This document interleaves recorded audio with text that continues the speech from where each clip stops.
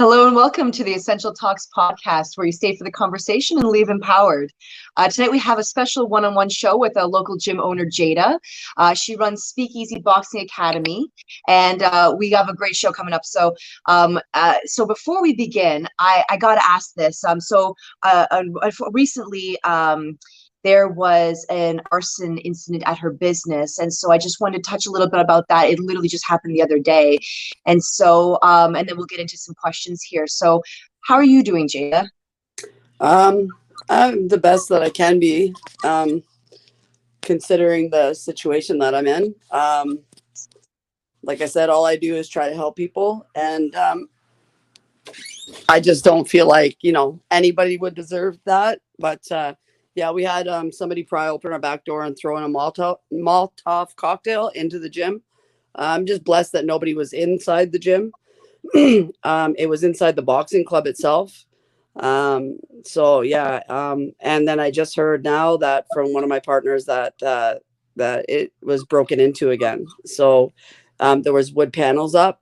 So I guess we've been broken into again, but we do have insurance, and yeah, it's just going through a time, and I'm just blessed that I have the support that I do around me. Because I don't know how I think I'd be a mental wreck, because I've built that gym from the ground up. Yes. And I know how much the boxing part of it means to you, and just the background of that. Anybody who's interested in knowing that, they can look at the interview we did the other week with Jada and Colin and Zach. And so, but we'll get into that a little bit more too. Did you have cameras, or was there any way to know? We didn't have cameras outside of our gym, but a lot of them had outside of theirs. So we know that it was a van. We know there was two guys. The cops say that it was most likely targeted, because they don't see that type of fire. So they were actually asking me about, have I gotten any messages from people that don't agree with me being open? And because I've been there for 5 years, nothing has ever happened. And then I took a stand, and then I've been broken into. I've now been firebombed, and apparently they broke into the gym again as well. Well, I hope they apprehend these people, because that's that's pretty frightening. Like I said, I'm glad that there was no one in there as well too at the time, especially. Did it happen in the night? Right after I left. Usually I'm there until 9 o'clock. They started the fire at 8:30. Usually I'm there cleaning, because the boxings went on, the fitnesses went on, so I wash the floors down and whatever. So usually I'm in there cleaning. That night I had a headache, and I had one of my workers there who had keys, and I said, I don't have a class at 7:30, so I'm just gonna go. So now we'll just like I said, we'll see what goes on, right? Yes, that's insane. I'm so sorry that you've experienced that. I'm glad that the stars aligned and you weren't there when it happened. That's a huge blessing. So at the end of the day, health is what's important here. So I'm really happy to hear that you're at least physically okay. I know with the mental aspect of it, that's got to be pretty brutal, but I'm glad that you have a support system around you. That's absolutely key in times like this, in difficult times. Jada does have a GoFundMe that if you'd like to help contribute to her, I know a number of our team have as well too, just to make sure that anything that you can do to really help with getting her back up and running as soon as possible, because we need people like this. We need people like you in our communities who are taking a stand, who are holding up mental health. Really, I mean, no one else is. And I'll tell you right now, I'm the only one. The next location to me is Huff Gym. After that, it's Fearless Boxing, right? So that's in Etobicoke, Mississauga. So Mississauga is a good hour and a half.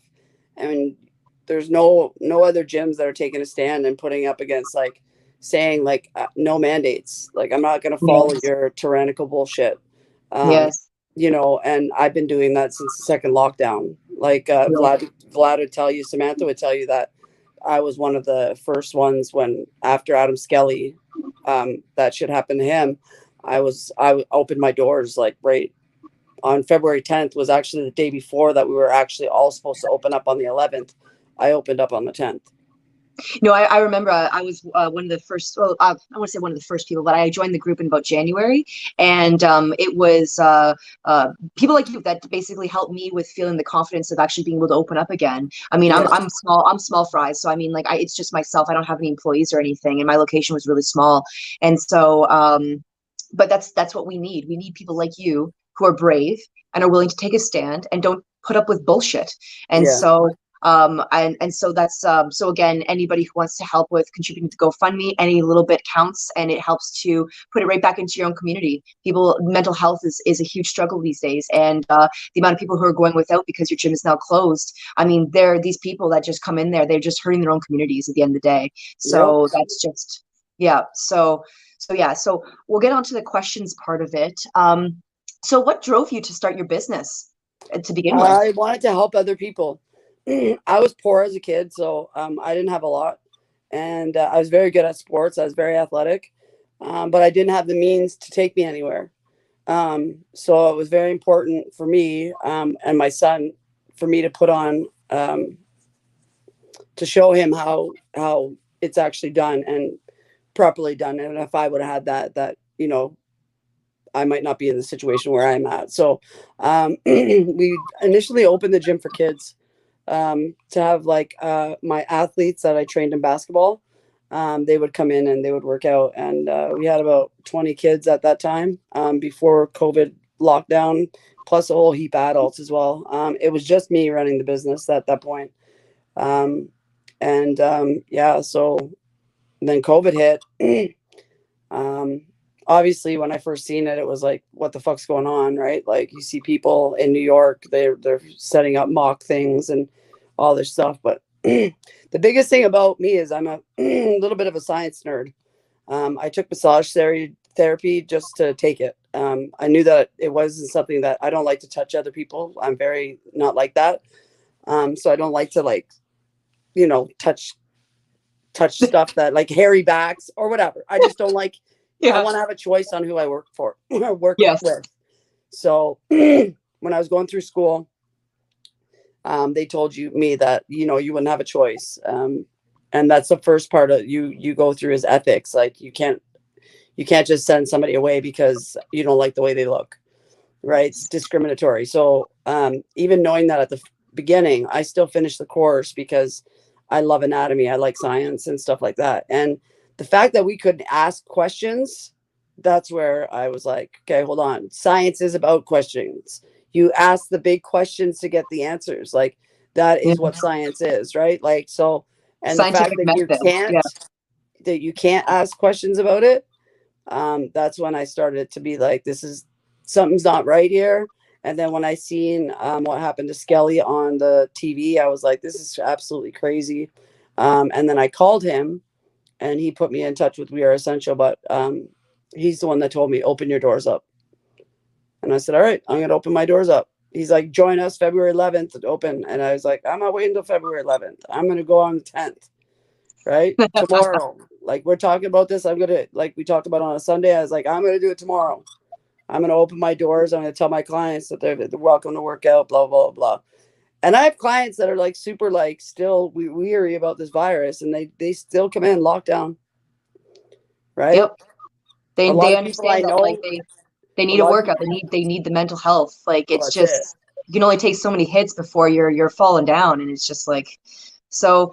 In that sense, so because you were open before the pandemic, how did you find the clientele, like the mood, the feel of the people, how they were, I don't know, I'd say like just behaving in general, pre and then post Okay, so comparatively. I had tons of clients, right? I had to rebuild. I Yeah. had to rebuild with like-minded individuals. And no matter how much my clients love me and were with me for like 10 years prior to, I had one client, she worked in public health, so obviously she wasn't going to come back.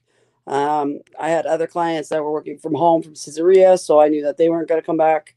Yeah, so it was like out of one-stop training, I have one client that remains. So, and now after this last lockdown, like I told you before, I was getting like 4 registrations every day. And now it stopped. Somebody doesn't like it. You know what I mean? And obviously, if they just broke in again, somebody just broke in there again. I just got a message from my partners.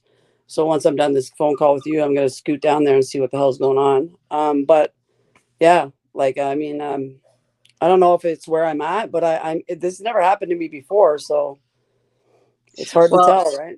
You know, what's interesting too is that, and my husband said this because he had taken police foundations like way back, that perpetrators usually return to the scene of the crime. So I wonder if it was those 2 freaking idiots back again, just trying to just you know stir up what? some They shit. actually came back and watched the fire. So we know that much. What? Yeah. Oh my God. And then we also have a gas company at the end of the road. So if this fire lit and nobody noticed it, you know how much of a radius would be gone in Oshawa right now? Jesus. Yeah. And how many people would have died? So because of that, and given I would say the freaking seriousness of the situation, do you think the cops are going to be like on top of this? Yeah, they're on. I was in there today, and yeah, Okay. they're on it. Even they didn't care. They were asking me, like, you know, do you think that it was like somebody that was like, you know, maybe thinks like, why is this person open or whatnot? I said, I have no idea, but all I'm going to tell you is I've never had any issues until now. So you put 2 and 2 together, right? But I can't tell you. My clients are great. I don't have any problems with anybody because I'm a good person and I walk away from bullshit.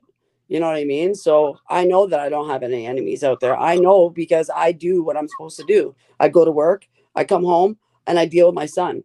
Do you know what I mean? So like I do what I'm supposed to do, and my clients love me. So it's just like I said, now I have to go back down there as soon as we're done this. And like as I was talking to you, it popped up on the screen that it was broken into again. Well, I got to tell you, you got one hell of a stoic face because you didn't even blink. So you're like I said, you're tough shit, Jay. You're tough shit. You know what? It just makes me want to go bigger and better. So I love that. Yo, man. Let it come because I do have the support behind me. So yeah. You know, so yeah, like I mean, God only gives his strongest battles to his toughest soldiers, and there you go. And I just got to keep having my faith in him and knowing that everything happens for a reason. I was a fucking asshole when I was growing up, excuse my language, but I was very bad, and it could be karma just turning the circles on me, right? And I can accept that. But I've done a good 17 years of rehabilitation and giving back to my community, as in coaching, sponsoring kids in my gym, letting them work out for nothing, sponsoring kids to go to NBA camps. Like, so I have really put my work into giving back from what I did when I was a kid. Right. Yeah. I'm now 43 years old, and you know, like I figured that would have all been out the window, but well, karma works in interesting ways. Like you were saying before we started the recording here, that that you've been reached out to by people in the community to help you out here. So did you want to go into a little bit more detail about that? Yeah, they actually have. They've actually messaged me their numbers and stuff, and they were contractors, cleaners that actually contract out. So they would like to send like a group of cleaners to clean the place and help out. Because the fitness side, I think, only has like a bit of smoke damage and maybe some water damage a little bit. So I think that we may be able to get the fitness side open once the insurance company goes through it, and then everybody comes together that said that they were going to come together, and we all do it as a community because it is a community's place, right? Yes, it's my gym. I call it my gym, right? I do own it, but it's a place for everybody else. You know, like even when I do graffiti on the walls, I ask them to put their 2 cents in. You put something that you want to see on that wall, motivational, dedication, whatever, write something down so you can be actually part of this. Do you know what I mean? So, I mean, yeah, you're saying that they were somebody's jealous. Somebody's jealous out there. Yeah, honestly, that those people, they have nothing but shame on their end. So I mean, like, and like I said, karma works in interesting ways. So if they think they're going to get away with this, having put potentially how many people, many people in danger, yeah, the Yeah, cops will be on their ass, especially got they yeah. got videos like that. Yeah, But they really want to. They really want to catch them. So and they seem like they really want to be caught, because if they're coming back to try to stir some shit again, like, like it just, they're antsy to get to jail. Let's just say that.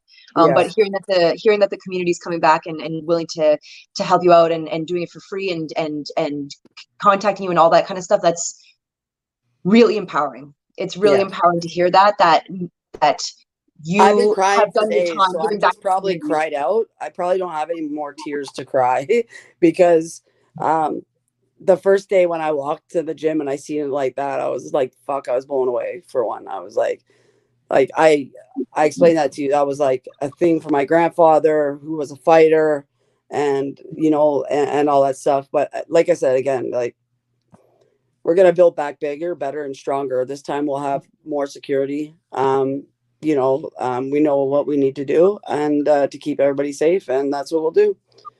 Right. So the first thing that's going to go up there is going to be the security system, right, with motion detector lights. So if somebody comes up, the light flashes on, and hopefully they fucking take off. Right. Perfect. So now it just made me kind of up my game a little bit Yep. towards them. But right now we have like wood on our windows, right? Because we're waiting for the insurance people to come. And apparently somebody came there today and busted something down. So I got to go after, like I said, after I get off with you, I'm going to rip down there and see what exactly is going on. Well, I know that, yeah, and that's really important. So I won't keep you too much longer. I just have a couple more questions, just so people understand kind of like what you've been going through and everything. So you said that you reopened basically February 10th of last year, and have just been going hard since. That's Oh yeah. really awesome. Why did you decide to stay open? Like, why did you decide to reopen again? People needed a place for mental health, man. Nobody was preaching. Nobody was Nope. preaching about exercise, eating right. They're like preaching about go get vaccinated, we'll give you an ice cream. Go get back, do this, and we'll give you this, and you know what I mean. And yet, all these like McDonald's could stay open, and retail malls could stay open, and but your local gym couldn't. When not one case has come out of my gym, like so. I mean, I've been open through however many of the lockdowns where they said we're in a crazy health crisis, and we were fine.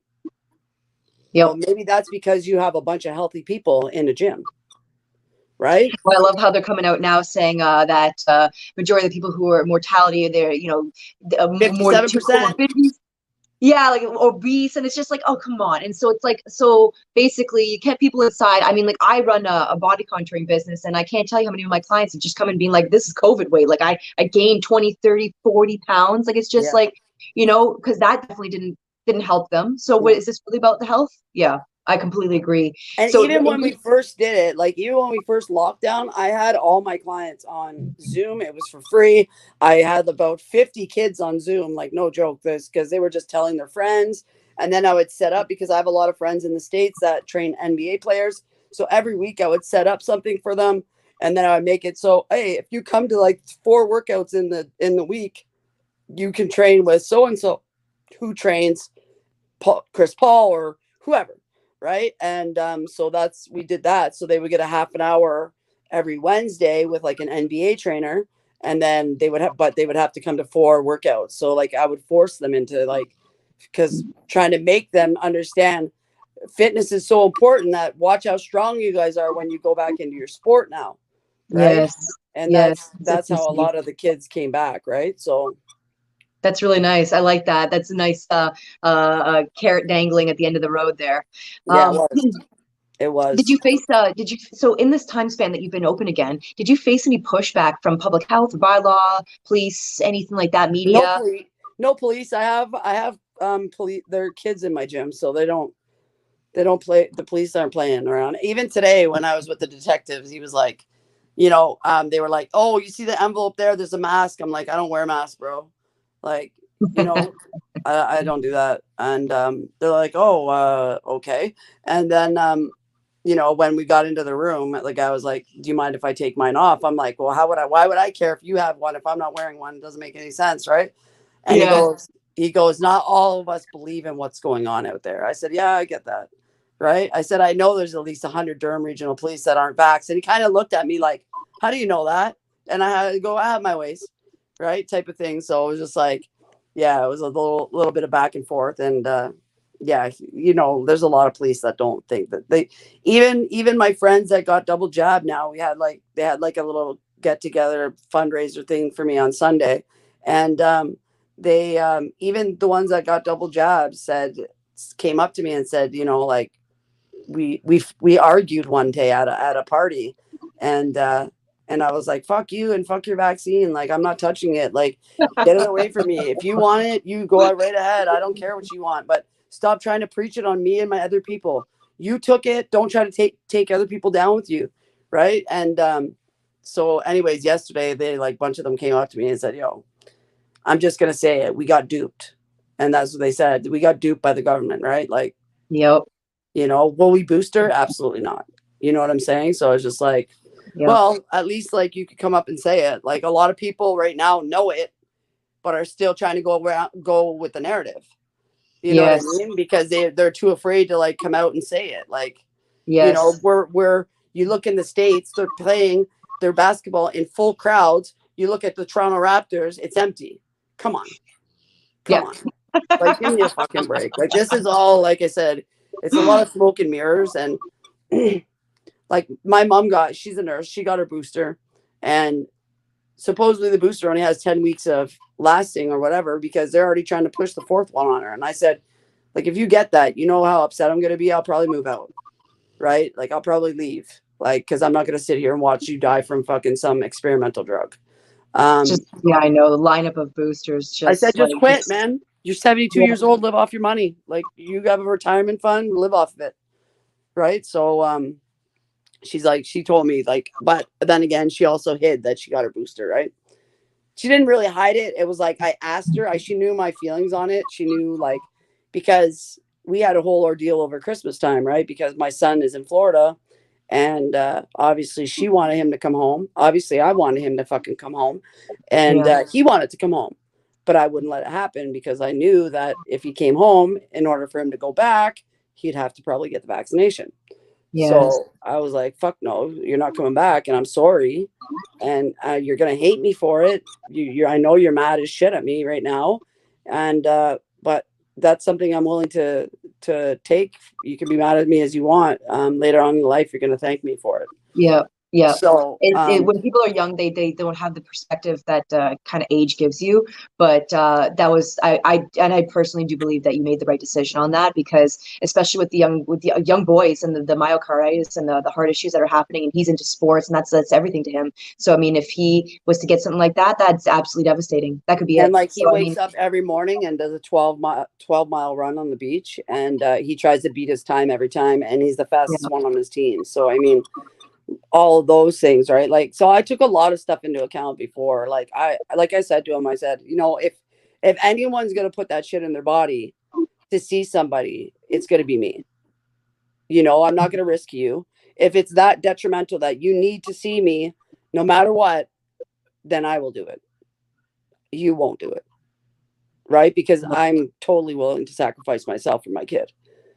Right? Yes. Because remember, he's 17. Even though if he could be 5, they still don't require you to have an adult with you to get it. Yeah, I know. So if he really wanted to do it, he could just go do it. Do you know what I mean? Like, and what's crazy about that is, like, you have 12-year-olds that they're saying that don't need their parents there, but you can't get on a school trip if you don't have a piece of paper with your parents' signature on it. So I know, honestly, I could absolutely wax poetic about this and I can't believe that this is our reality right now. But here we are, and I just we're doing the best to try to get through it. So it's nice to see at least that police are on that side. My husband goes to jiu-jitsu at a gym near here, and same thing. They have police that come there to actually train, and they're just like, this is a bunch of bullshit. So I can, from that perspective, have you had to deal with any pushback from, like, public health or bylaw or anything? Bylaw, yeah, but they're more intimidated by me than they are of, you know. Well, I mean, I like, can see that. Even when I met, like, Patrick McNulty, Mad Dad, Like even him, he was like, man, I'm fucking scared right now. I'm going to this girl's gym. Every time I see her in a picture, she's like geed up next to some warrior or fucking in some Muay Thai shorts next to some warrior. Like, what did I get myself into? Right. Like, that's when I met him. And yeah, it was just funny because, you know, we do have a lot of people that are very well-rounded as myself. Right. Like, I've been offered 2 security jobs. That's awesome. For this being like since it's happened. Oh, just to get you by. I said, no, man. That's just gonna give me a license to beat up people, and I'm already in a bad mood. Right? I'm already pissed. That's what's going on in my gym, man. And that's just gonna give me a license to like actually be able to do something to somebody, right? Like, Yes. Don't give me the outlet that I'm looking for right now. yeah, like I like to do that shit in the ring, not outside, right? Like, Yes. especially not with like a police extendable and pepper spray on you or whatever they give you, right? Like, For real, yeah. Some actual weapons to do some damage. yeah, exactly. So when you were open, what kind of feedback were you getting from clients this time around? This They newest loved lockdown? it. They were sick of it. They're sick of what's going on. And they love the fact that I stayed open, especially the parents of the kids. Like, Yeah. you don't know how many parents throughout, you know, have said to me, like, you've given my kid a safe space, like, you know, and he's changed so much. And you can see that that's, you know, that's you, because he tells us how strict you are with them. Right. Like, I'm very strict with the kids. I have fun too, but there's a time for fun and there's a time to work. Right. Yes. And, Yes. you know, and I've always told them, like, don't worry about when I'm up your ass. Worry about when I'm not up your ass, because when I'm not up your ass, that means I don't care about you anymore. Right. I'm gone. Right. You don't have space in my head anymore. So whatever you want to do, you go do it. But you're not going to get me pushing you and vouching for you and whatever. Right. So like, and that's Yes. it. So like a lot of them just know, like I said to them, like, if I'm not up your ass, then either you're doing really good or I just done with you. Right. Those are the 2 things. Right. So like, even when they are doing good, I'm like, harder, push harder. Like, you know, like, let's go, come on, faster. Like, whatever. Like, that's my job, is to motivate. Right. So Yes, bring out the best in them. yeah. And that's what their Yes. parents say. And I think that's why, like, I've received, like, which is crazy. Like, the support that I received. Like, my friend did it.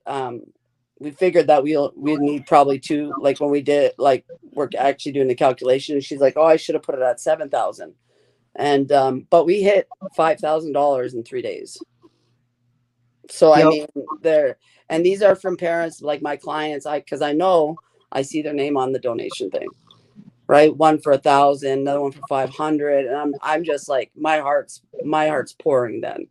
Right. Like, and I didn't even think, like, all of a sudden, like, I wake up the next day and like the girl that made it for me, because I didn't make it, because I'm not one that, like, it's very hard for me to say like handouts. Yes. Because I'll always work for what I've got. So she was like, no, we're doing this. I'm doing this for you. And so she set it up and everything. And then the next day she called me. She's like, oh my God, there's $1,500 in there. Who's Matt McClellan? He gave you 1,000. I was like, oh yeah, he's a freedom fighter. His wife's a freedom fighter. And I train basketball with his daughter. Right. So I have a place that they can go that they don't need the Vax Pass. But that place does require a Vax Pass. But because it's my friend's place, they don't ask me for it. So it allows these kids to continue to train. So I go with them, right? So because I love basketball anyways. So I go with them and we train together. So the parents are like, you know, you've been such a great role model to our kids. Like, you know, and that's all I want to be. Right. If I could change one kid from turning into an asshole and being like in and out of jail causing trouble, if I can change one of them, then I did my job. And I've changed a hell of a lot more than one. Right? Yes. That's so powerful.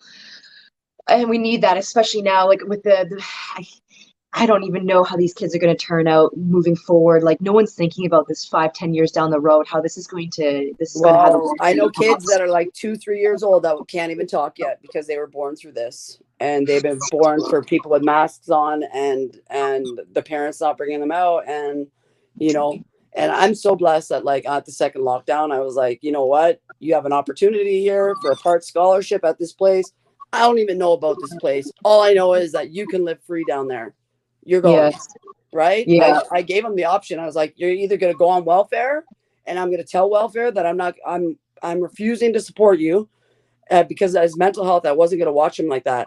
I said, or you get on the fucking plane and you go to South Carolina and go to somewhere where you can continue doing what you're doing. Right. And then he's like, I'm going to go to South Carolina. His friend was going with him, but his friend got kicked out of the school. But his friend was going with him. So it was a little bit good for him because he had somebody. But now he's like the captain of the team. He's like, he's got like 8 offers, and they've moved a program to Florida. They bought a $750,000 home. And the coach treats my son like her son. So, I mean, That's amazing. That's yeah. amazing. If I had a one-way ticket to Florida right now, I'd probably take it. So. You know what? I'm not ready to give up on the fight yet, but I hear you. I know what you mean. Yeah, and that as well too. I mean, like no one. What are we seen gonna people leave? What are we gonna leave for the next generation? That isn't on the kids. Yes. That's on us. Yes. Right. Yes. So I'm going to this big truck thing, the convoy. Oh yes, yes, yes. I'm meeting them in Ottawa at the Capitol, right? Because that's where they're ending. Yes. So we're going. Me, another girl, Jessica from Rise Up Durham, and Ashley, the girl that made me the GoFundMe. We're going. I was just like, yeah, take me with you because I need to get away. Yes. Even if it's Ottawa, I just need to get away. Yes. Yes. You know what I mean? And I haven't been to like the rallies or anything. Like I have a little bit, but like not as much as I used to go because I'm busier at my gym. But yeah, this one needs to be done because 38,000 truckers saying no, right? That either makes a big deal or we are fucked. Yes. Because you're talking about food supply. Yes. You're talking I really about... do think that once if the grocery stores start to get as depleted as what that's going to bring about, I really don't think that they're going to have much that they can do about it. Because they're going to have to give in because and really this is not like this isn't 38,000 truckers in Canada. This is Canada, US. And they're stopping at every border crossing and just lacing the horns on. Right. And you know how loud truck horns are. Right. Yes. Yeah. So when Ashley asked me to go with her to that, I was just like, yeah, fuck, for sure. Let's do it. Right. Because I think that one's a big one. And I think it's either going to stop it or else we are in deep doo-doo. Yeah, I can't. I'm gonna have to agree with you on that one. This is gonna have to make a difference, or if it's gonna go a little bit more downhill from here for sure. Yeah. Well, you know what? We're at the basically just over the half-hour mark, and I don't want to keep you too much longer because I know you need to get over to your place. So as my last question here, what would you say to any businesses that are on the fence about opening? Open. The only way that we get through this is if you open your doors and you say no to them. It's not the police coming to visit you. It's the bylaw officers. Now, you got to remember, bylaw officers are the guys that walk into the parks and tell you to leash your dogs. Okay. If you're afraid of them, you need to grow a pair. Okay. Because they aren't scary. They don't even carry guns. And open your door to your customers and lock them the hell out. Yes.